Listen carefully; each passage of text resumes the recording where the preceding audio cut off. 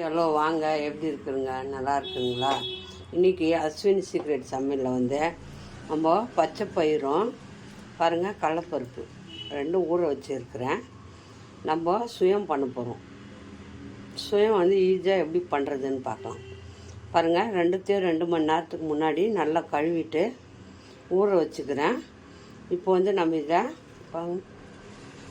நல்லா ஊறிட்டு இருக்குது. குக்கரில் போட்டு இதை நம்ம வேக வச்சுக்கலாம். இப்போ வந்து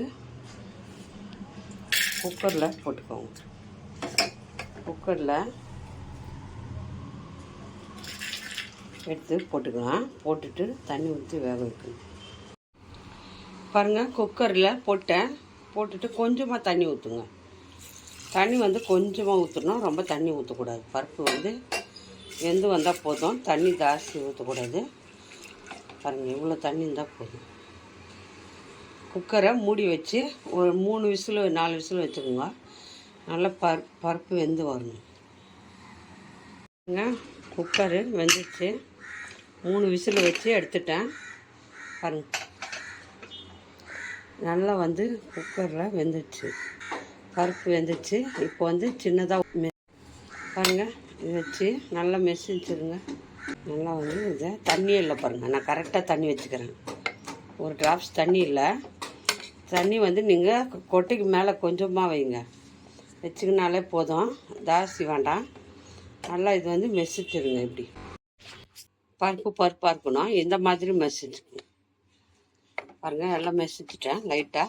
பாருங்கள், வெல்லம் 1 கப் எடுத்துருக்குறேன். 1 கப்பு பருப்பு எடுத்தால் 1 கப்பு வெல்லம் எடுத்துக்கோங்க.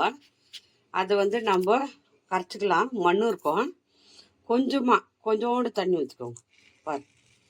ஒரு 2 ஸ்பூன் அவ்வளோதான். வெல்லம் கரையிறதுக்காக. வெல்லத்தை கரைச்சிட்டு வடிகட்டிட்டு நம்ம அந்த பருப்பு போட்டு நல்லா இது பண்ணோம். பாருங்கள், வெல்லம் கரையிட்டோம். பாவுப்பதெல்லாம் இல்லை, இது வெல்லம் கரையணும், அவ்வளோதான்.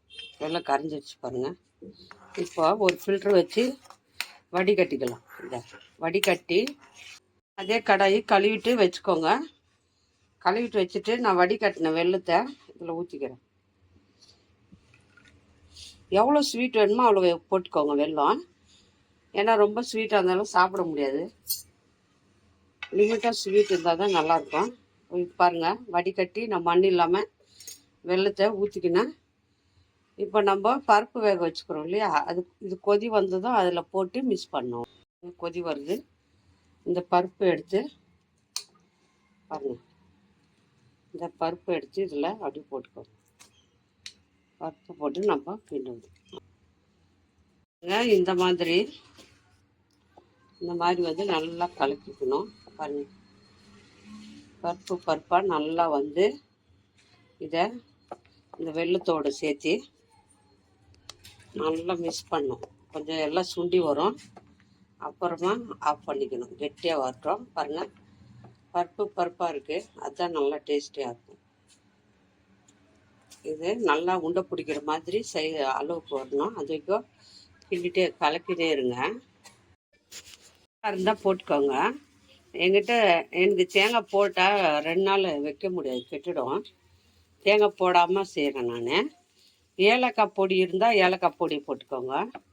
ஏலக்காய் பொடி, தேங்காய் வந்து நான் போட்டு போயிடும், அதனால நான் தேங்காய் வைக்கல, போடலை. இப்போ வந்து நம்ம வெறும் இந்த பருப்பு வந்து நல்லா கெட்டி ஆயிடுச்சு. பாருங்கள், இந்த மாதிரி பதம் இருக்கணும், கரெக்டாக இருக்கும். இதை வந்து நீங்கள் ஆற வச்சு உண்டை பிடிச்சிக்கலாம். பாருங்கள், நல்ல இட்லி மாவு எடுத்துருக்குறேன். நம்ம இட்லி மாவில் தான் சுயம் பண்ண போகிறோம். ரொம்ப டேஸ்டியாக இருக்கும், கெட்டியாக இருக்குது. இதில் என்னென்ன போடணும் பாருங்கள். கொஞ்சம் உப்பு போட்டுக்கோங்க மேலே டேஸ்ட்டுக்கு. உப்பு, கொஞ்சம் இட்லி சோடா, இட்லி போடுறோமே சோடா உப்பு, அது கொஞ்சம் போட்டுக்கோங்க. கொஞ்சமாக தண்ணி ஊற்றி, ரொம்ப தண்ணியாக கரைக்கக்கூடாது, இட்லி மாவு பதத்தான் கரைக்கணும். உப்பு போட்டுக்கினேன், ரொம்ப கொஞ்சம் கெட்டியாக கரைக்கணும். பாருங்கள், இந்த மாதிரி கரைச்சிக்கணும் மாவு. பாருங்கள், ரொம்ப கெட்டி இருக்கக்கூடாது, ரொம்ப தண்ணி இருக்கக்கூடாது, மீடியமாக இருந்தால் தான் மாவு வந்து ஒட்டி வரும். இந்த மாதிரி பதத்துக்கு நம்ம அரைச்சிக்கணும். பச்சை பயிரும் அது வேக வச்சு எல்லாம் நான் உருண்டை பிடிச்சி வச்சுக்கிறேன். உருண்டை பிடிச்சிட்டு நம்ம இதில் அப்படியே போட்டு எடுக்க வேண்டியதுதான் எண்ணெயில்.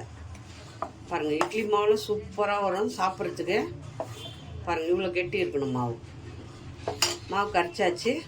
பாருங்கள், எண்ணெய் வச்சுருக்கிறேன். எண்ணெய் சூடாகட்டும். எண்ணெய் சூடாகணும் நம்ம அது போட்டு எடுத்துக்கலாம். பாருங்கள், இந்த மாதிரி உருண்டை பிடிச்சி வச்சுக்கணும். அந்த பருப்பை பாருங்கள், சூப்பராக இந்த மாதிரி உருண்டை பிடிச்சி வச்சுக்கோங்க. உருண்டை பிடிச்சி நம்ம மாவில் போடுறது தான். நல்லா சூடாக இருக்கணும். எண்ணெய் நல்லா சூடான பிறகு போட்டுட்டு சிம் பண்ணிக்கணும். பாருமா, எண்ணெய் சூடாச்சு. இப்போ நம்ம அந்த உருண்டையை தூக்கி இதில் போட்டு பாருங்கள். இந்த உருண்டையை இப்படி போட்டுக்கணும். இந்த மாதிரி போட்டுட்டு மாவில் டிப் பண்ணி அப்படியே மாவுலேருந்து இப்படி எடுத்து இப்படி போடணும். எண்ணெய் சூடாக இருக்கணும். இந்த மாதிரி போட்டுக்கோங்க. எண்ணெய் சூடாக இருக்கணும். ஒட்டிக்கும். கொஞ்சம் கொஞ்சமாக போடுங்க. ஒட்டிக்கும். மெதுவாக திருப்பி விடுங்க. மாவு இல்லையா, அது நல்லா கலர் வரும் மேலே. சிம் பண்ணிவிடுங்க இப்போ போட்டுறதுமே. ஏன்னா உள்ளே மேலெல்லாம் நல்லா பொறுன்னு இருக்கும்.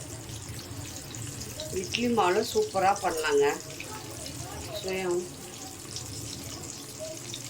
திருப்பி போட்டு எடுத்துக்கணும். மேலே இருக்கிற மாவு தான் வேகணும். ரொம்ப நேரம் வேண்டாம். கொஞ்சம் லைட்டாக பாருங்கள், மொறுன்னு வந்துடுது மேலே. இட்லி மாவு இல்லையா, அப்படி தான் வரும். டேஸ்டியாக இருக்கும். பாருங்கள், உடம்புக்கு ஹெல்த்தியானது மைதா மாவு இல்லை, இட்லி மாவு. நம்ம உடம்புக்கு ஆரோக்கியமானது செஞ்சு சாப்பிட்ணும். இட்லி மாவில் செஞ்சுங்கன்னா ஆரோக்கியம் உடம்புக்கு. மைதா மாவு எதுவுமே கலக்காமல் எல்லாமே செஞ்சிட்டோம். சூப்பராக வந்திருக்கு பாருங்கள். இட்லி மாவில் நல்லா மொறுன்னு மேலே உள்ளே பாருங்கள்.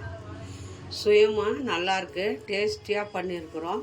பாருங்கள் எவ்வளோ வந்திருக்குதுன்னு. ஒரு கப்பு பருப்பு தான். இட்லி மாவு சூப்பராக இருக்குது.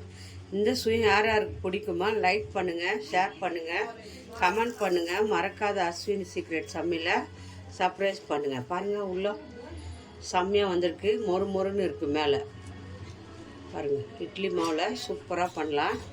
எல்லாம் ட்ரை பண்ணுங்கள். இன்றைக்கே செய்யுங்க. வீட்டில் எல்லாம் விரும்பி சாப்பிடுவாங்க. தேங்க்யூ.